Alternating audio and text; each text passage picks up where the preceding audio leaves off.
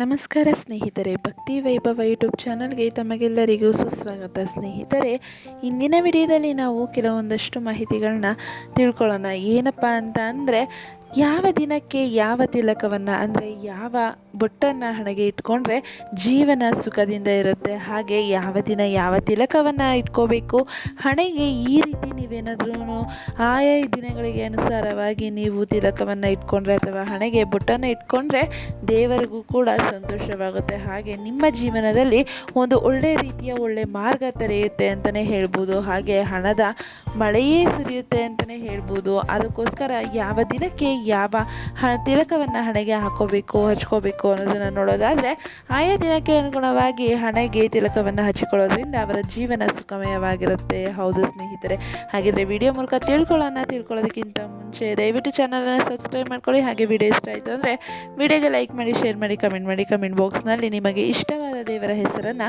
Comment ಮಾಡಿ. ಸ್ನೇಹಿತರೆ, ಆಯಾ ದಿನಕ್ಕೆ ಅನುಗುಣವಾಗಿ ಹಣೆಗೆ ತಿಲಕವನ್ನು ಹಚ್ಚಿಕೊಳ್ಳೋದ್ರಿಂದ ಅವರ ಜೀವನ ಸುಖಮಯವಾಗಿರುವುದಲ್ಲದೆ ಹಣೆದ ಮಳೆಯೇ ಸುರಿಯುವುದು ಅಂತಲೇ ಹೇಳ್ಬೋದು. ಹಾಗಾದರೆ ನಾವು ಯಾವ ದಿನ ಯಾವ ತಿಲಕವನ್ನು ಹಣೆಗೆ ಇಟ್ಕೋಬೇಕು, ಹಣೆಗೆ ತಿಲಕ ಇಟ್ಕೊಳ್ಳೋದ್ರ ಪ್ರಯೋಜನ ಯಾವುದು ಏನು ಅಂತ ನೋಡೋದಾದರೆ, ಸನಾತನ ಧರ್ಮದಲ್ಲಿ ಎಲ್ಲ ವೈದಿಕ ಕಾರ್ಯಗಳು, ಪೂಜೆ ಇತ್ಯಾದಿಗಳಿಗೆ ವಿಶೇಷ ನಿಯಮಗಳನ್ನು ನೀಡಲಾಗಿದೆ. ಯಾವುದೇ ಪೂಜೆಯನ್ನು ನಿಯಮಗಳ ಪ್ರಕಾರ ಮಾಡದಿದ್ದರೆ ಅದು ಫಲ ನೀಡುವುದಿಲ್ಲ ಎಂದು ನಂಬಲಾಗಿದೆ. ಹಾಗೆಯೇ ತಿಲಕಕ್ಕೂ ವಿಶೇಷ ಮಹತ್ವವಿದೆ. ಪ್ರತಿದಿನವೂ ಬೇರೆ ಬೇರೆ ಬಣ್ಣದ ತಿಲಕವನ್ನು ಇಡುವುದು ನಿಯಮ. ದಿನಕ್ಕನುಗುಣವಾಗಿ ತಿಲಕವನ್ನು ಹಚ್ಚಿದರೆ ಜೀವನ ಸುಖಮಯವಾಗುವುದಲ್ಲದೆ ಧನದ ಮಳೆಯ ಸುರಿಮಳೆಯಾಗುತ್ತೆ ಎಂಬ ಮಾತಿದೆ ಅಂತಲೇ ಹೇಳ್ಬೋದು. ಹಾಗಿದ್ರೆ ಯಾವ ದಿನದಂದು ಯಾವ ಬಣ್ಣದ ತಿಲಕವನ್ನು ಹಚ್ಕೋಬೇಕು ಅಂತ ವಿಡಿಯೋದಲ್ಲಿ ನೋಡೋಣ. ಮೊದಲನೇದಾಗಿ ಸೋಮವಾರ ಬಂದು ಶಿವನಿಗೆ ಸಂಬಂಧಪಟ್ಟ ವಾರ, ಅಂದರೆ ಸೋಮವಾರ ಭೋಲೆನಾಥನ ದಿನವಾಗಿದೆ ಮತ್ತು ಈ ದಿನದ ಆಡಳಿತ ಗ್ರಹ ಚಂದ್ರ ಇರ್ತಾರೆ ಅಂತಲೇ ಹೇಳ್ಬೋದು. ಆದ್ದರಿಂದ ಈ ದಿನ ಬಿಳಿ ಚಂದನ, ವಿಭೂತಿ ಅಥವಾ ಭಸ್ಮದ ತಿಲಕವನ್ನು ಇಟ್ಕೋಬೇಕಾಗತ್ತೆ. ಹೀಗೆ ಮಾಡುವುದರಿಂದ ಭೋಲೆನಾಥನು ಬಹಳ ಸಂತೋಷ ಪಡುತ್ತಾನೆ ಮತ್ತು ಅವನ ಅನುಗ್ರಹದಿಂದ ಜೀವನದಲ್ಲಿ ಸಂತೋಷ ಮತ್ತು ಸಮೃದ್ಧಿಯನ್ನು ತರುತ್ತಾನೆ. ನೋಡಿದ್ರಲ್ಲ ಸ್ನೇಹಿತರೆ, ಸೋಮವಾರದ ದಿನ ನೀವು ವಿಭೂತಿ ಅಥವಾ ಬಿಳಿ ಚಂದನ ಈ ರೀತಿ ಭಸ್ಮದ ತಿಲಕವನ್ನು ಇಟ್ಕೊಂಡ್ರಿಂದ ನೀವು ಶಿವನ ಕೃಪೆಗೆ ಪಾತ್ರರಾಗ್ತೀರಾ ಅಂತಲೇ ಹೇಳ್ಬೋದು. ನಂತರ ಮಂಗಳವಾರ ಹನುಮಂತನ ದಿನವಾಗಿದ್ದು ಈ ದಿನದ ಆಡಳಿತ ಗ್ರಹ ಮಂಗಳವಾಗಿದೆ ಅಂತಲೇ ಹೇಳ್ಬೋದು. ಈ ದಿನ ಕೆಂಪು ಚಂದನ ಅಥವಾ ಮಲ್ಲಿಗೆ ಎಣ್ಣೆಯಲ್ಲಿ ಕರಗಿಸಿದ ಸಿಂಧೂರದ ತಿಲಕವನ್ನು ಹಚ್ಚಿಕೊಳ್ಬೇಕಾಗತ್ತೆ. ಹೀಗೆ ಮಾಡೋದ್ರಿಂದ ಜೀವನದಲ್ಲಿ ಬರುವ ಎಲ್ಲ ತೊಂದರೆಗಳು ದೂರವಾಗುತ್ತದೆ ಮತ್ತು ಬಯಸಿದ ಆಸೆಗಳು ಈಡೇರುತ್ತೆ ಅಂತಲೇ ಹೇಳ್ಬೋದು. ನೋಡಿದ್ರಲ್ಲ ಸ್ನೇಹಿತರೆ, ಮಂಗಳವಾರ ಹನುಮಂತನ ದಿನವಾಗಿರುತ್ತೆ. ಹನುಮಂತನಿಗೆ ಕೇಸರಿ ಅಥವಾ ಕೆಂಪು ಚಂದನವನ್ನು ಹಚ್ತಾರೆ. ಆ ಒಂದು ಸಿಂಧೂರವನ್ನು ನೀವು ಕೂಡ ಇಟ್ಕೊಂಡ್ರೆ ನಿಮ್ಮ ಆಸೆಗಳು ಈಡೇರುತ್ತೆ ಮತ್ತು ತೊಂದರೆಗಳು ದೂರ ಆಗುತ್ತೆ ಅಂತಲೇ ಹೇಳ್ತಿದ್ದಾರೆ. ಇದಾದ ನಂತರ ಬರುವುದೇ ಬುಧವಾರ ಗಣಪತಿ ಬಪ್ಪದ ದಿನ ಅಂತಲೇ ಹೇಳ್ಬೋದು. ಈ ದಿನದ ಅಧಿಪತಿ ಗ್ರಹ ಬುಧ ಆಗಿರ್ತಾರೆ. ಈ ದಿನ ಎಣ್ಣೆಯನ್ನು ಬೆರೆಸದ ಅಥವಾ ಎಣ್ಣೆಯನ್ನು ಹಾಕ್ತಿರುವಂತಹ ಒಣ ಸಿಂಧೂರದ ತಿಲಕವನ್ನು ನೀವು ಹಾಕೋಬೇಕಾಗತ್ತೆ. ಈ ತಿಲಕವು ಸ್ಥಳೀಯರ ದಕ್ಷತೆ ಮತ್ತು ಬುದ್ಧಿವಂತಿಕೆಯನ್ನು ಹೆಚ್ಚಿಸುತ್ತದೆ ಎಂದು ನಂಬಲಾಗಿದೆ. ನೋಡೋದಲ್ಲ ಸ್ನೇಹಿತರೆ, ನೀವು ಎಣ್ಣೆಯನ್ನು ಬೆರೆಸದೆ ಇರುವಂತಹ ಒಂದು ತಿಲಕವನ್ನು ಇಟ್ಕೋಬೇಕಾಗತ್ತೆ. ಹಾಗೆ ನಂತರ ಬರುವುದೇ ಗುರುವಾರ ಭಗವಾನ್ ವಿಷ್ಣುವಿಗೆ ಸಮರ್ಪಿಸಲಾಗಿದೆ.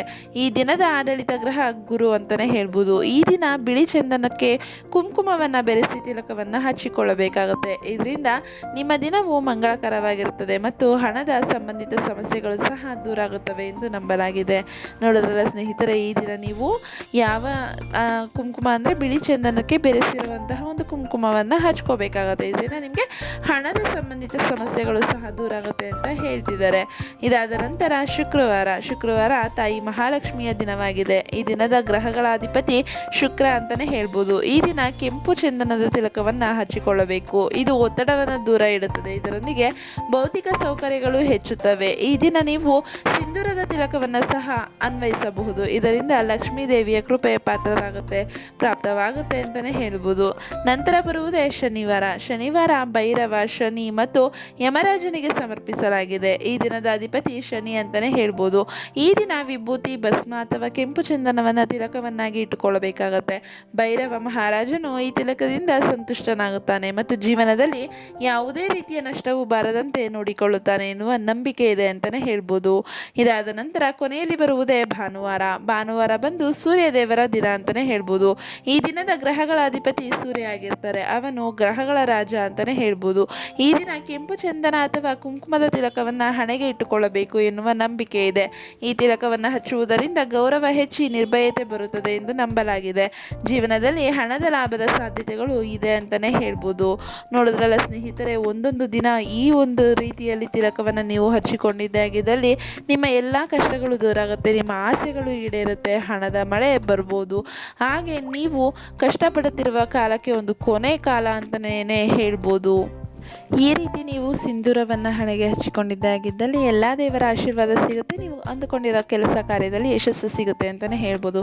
ಸ್ನೇಹಿತರೆ, ಈ ಒಂದು ಮಾಹಿತಿ ನಿಮಗೆ ಇಷ್ಟ ಆಗಿದೆ ಅಂತ ಅಂದ್ಕೊತೀನಿ. ಇಷ್ಟ ಆಗಿದ್ದರೆ ವಿಡಿಯೋಗೆ ಲೈಕ್ ಮಾಡಿ, ಶೇರ್ ಮಾಡಿ, ಕಮೆಂಟ್ ಮಾಡಿ. ಹಾಗೆ ದಯವಿಟ್ಟು ಚಾನಲನ್ನು ಸಬ್ಸ್ಕ್ರೈಬ್ ಮಾಡ್ಕೊಳ್ಳಿ. ವಿಡಿಯೋ ವೀಕ್ಷಿಸಿದ್ದಕ್ಕಾಗಿ ಧನ್ಯವಾದಗಳು.